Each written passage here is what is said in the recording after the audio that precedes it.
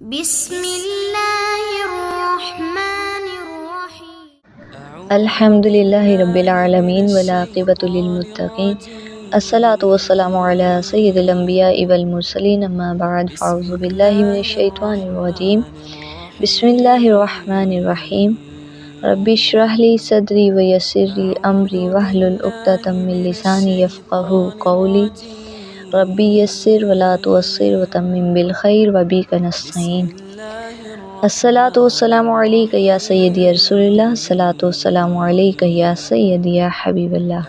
کل ہم نے 23ویں پارے کی تفسیر کا خلاصہ پڑھا، جس میں سورۃ الیاسین، سورۃ الصفات، سورۃ الصاد موجود تھی۔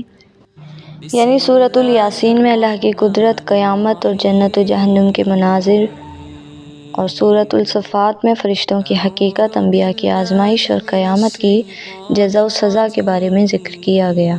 تو آج ہم 24ویں پارے کی تفسیر کا خلاصہ پڑھیں گے۔ اس کے بعد آخر میں آپ کو بتاؤں گی لیلۃ القدر کی رات رسول اللہ صلی اللہ علیہ وآلہ وسلم کی زیارت کی سعادت حاصل کرنے کے لیے کیا خاص عمل کرنا چاہیے، اور آپ نے کوشش کرنا ہے کہ ان طاق راتوں میں ہر رات یہ عمل ضرور کریں۔ 21، 23، 25، 27، 29ویں رات، ان تمام راتوں میں یہ عمل ضرور کریں۔ تو 24ویں پارے فمن اظلم میں سورۃ الزمر، سورۃ المؤمن، سورۃ الحامیم یعنی السجدہ، فصلت موجود ہے۔ اس میں توحید، قیامت، جزا اور سزا، نیک و بد کے انجام کا ذکر ہے۔ پوائنٹ نمبر 1، سورۃ الزمر کی آیت نمبر 1 to 21 تک میں اللہ تعالیٰ نے توحید اور اخلاص کی اہمیت کا ذکر فرمایا۔ دین اللہ کے لیے خالص ہونا چاہیے، شرک کرنے والوں کا انجام خسارہ ہے۔ آیت نمبر 22 to 48 تک میں قیامت کے دن جزا و سزا کے بارے میں ذکر کیا گیا کہ قیامت کے دن ہر انسان کو اس کے اعمال کے مطابق بدلہ دیا جائے گا، اور نیک لوگوں کے لیے جنت اور کافروں کے لیے جہنم کا عذاب ہوگا۔ پھر اسی صورت کی آیت نمبر 49 to 75 تک میں جنتی اور جہنمیوں کے درمیان مکالمہ بیان فرمایا۔ اہل جنت اللہ کا شکر ادا کریں گے، جبکہ اہل جہنم حسرت کریں گے۔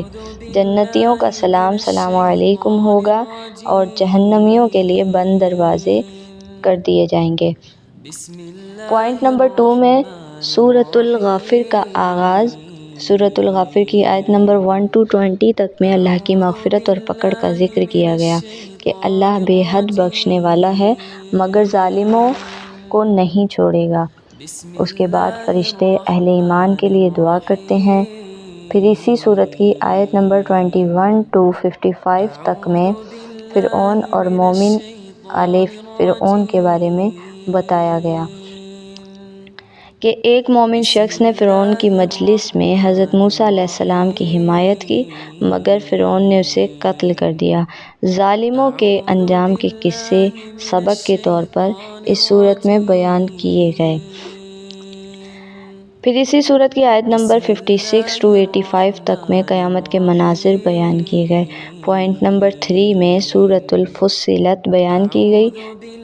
سورۃ الفصلت کی آیت نمبر 11 to 12 تک میں قرآن کی عظمت اور توحید کا ذکر کیا گیا۔ قرآن واضح ہدایت ہے، مگر کافر اسے نہیں مانتے۔ اللہ نے آسمان زمین کو 6 دن میں پیدا کیا۔ اسی صورت کی آیت نمبر 13 to 29 تک میں اللہ تعالیٰ نے حق اور باطل کا انجام بیان کیا۔ قوم عاد و ثمود اپنی سرکشی کی وجہ سے ہلاک کر دی گئیں۔ قیامت کے دن انسان کے جسم کے اعضاء اس کے خلاف گواہی دیں گے۔ اسی صورت کی آیت نمبر 30 to 46 تک میں اللہ تعالیٰ نے اہل ایمان کے لیے بشارت دی کہ جو اللہ پر ایمان لاتے ہیں، فرشتے ان کو خوشخبری دیتے ہیں، نیک لوگ آخرت میں بھی کامیاب ہوں گے۔ اس صورت کے آغاز میں ہم نے قرآن کے بارے میں، قرآن کی عظمت کے بارے میں پڑھا کہ اللہ تعالیٰ نے قرآن کے بارے میں فرمایا کہ یہ واضح ہدایت ہے اور کافر اسے نہیں مانتے۔ تو 24ویں پارے میں سورۃ الزمر میں ہم نے توحید، قیامت اور جنت و جہنم کی حقیقت پڑھی۔ سورۃ المؤمن میں ہم نے یعنی سورۃ الغافر میں ہم نے فرعون کی سرکشی، ایک مومن کی نصیحت اور قیامت کے مناظر کے بارے میں پڑھا، اور سورۃ الفصلت میں ہم نے قرآن کی عظمت، توحید کے بارے میں، حق و باطل کے انجام کے بارے میں، اہل ایمان کے لیے بشارت کے بارے میں پڑھا۔ تو آخر میں لیلۃ القدر ایک عظیم بابرکت رات ہے جس میں دعائیں قبول ہوتی ہیں، نیک اعمال کی بے حد ثواب ملتا ہے۔ اگر آپ اس مبارک رات میں زیارت مصطفیٰ صلی اللہ علیہ وآلہ وسلم کی سعادت حاصل کرنے کے لیے کوئی خاص عمل کرنا چاہتی ہیں یا چاہتے ہیں تو ان میں سے چند اعمال پیش کیے جاتے ہیں جن کے توسل سے نبی کریم صلی اللہ علیہ وآلہ وسلم کی زیارت کی سعادت نصیب ہوتی ہے۔ نمبر 1، درود پاک کی کثرت۔ نبی کریم صلی اللہ علیہ وآلہ وسلم کی زیارت کے لیے درود پاک سب سے بہترین عمل ہے۔ کوئی بھی درود پاک 313 یا 1000 مرتبہ یا جتنی مرتبہ ممکن ہو اتنی بار پڑھ لیں۔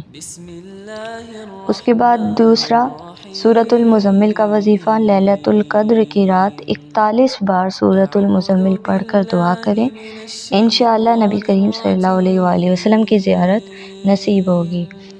تیسرا عمل یا نوروں کا وظیفہ۔ رات کے آخری پہر باوضو حالت میں 1100 بار یا نورو پڑھیں اور زیارت مصطفیٰ صلی اللہ علیہ وآلہ وسلم کے لیے دعا کریں۔ چوتھا عمل، خواب میں زیارت کے لیے دعا۔ سونے سے پہلے یہ دعا پڑھیں کہ اے اللہ، مجھے اپنے نبی کریم صلی اللہ علیہ وآلہ وسلم کا چہرہ انور خواب میں دکھا۔ پانچواں عمل، تہجد اور نفل نماز۔ 2 رکعت نفل پڑھ کر زیارت مصطفیٰ صلی اللہ علیہ وآلہ وسلم کی دعا کریں۔ 4 رکعت نفل 2 سلام سے اس نیت سے پڑھیں کہ اللہ تعالیٰ نبی کریم صلی اللہ علیہ وآلہ وسلم کی زیارت عطا فرمائے۔ چھٹا عمل، صدقہ و خیرات۔ نبی کریم صلی اللہ علیہ وآلہ وسلم کی محبت میں کسی غریب کو کھانا کھلائیں یا کوئی صدقہ دیں، کیونکہ صدقہ بھی دل کی صفائی اور روحانی ترقی کا ذریعہ بنتا ہے۔ یہ اعمال اخلاص اور محبت کے ساتھ کریں، انشاءاللہ زیارت مصطفیٰ صلی اللہ علیہ وآلہ وسلم کی سعادت نصیب ہوگی۔ اللہ کریم آپ کو مجھے زیارت مصطفیٰ صلی اللہ علیہ وآلہ وسلم کی سعادت عطا فرمائے۔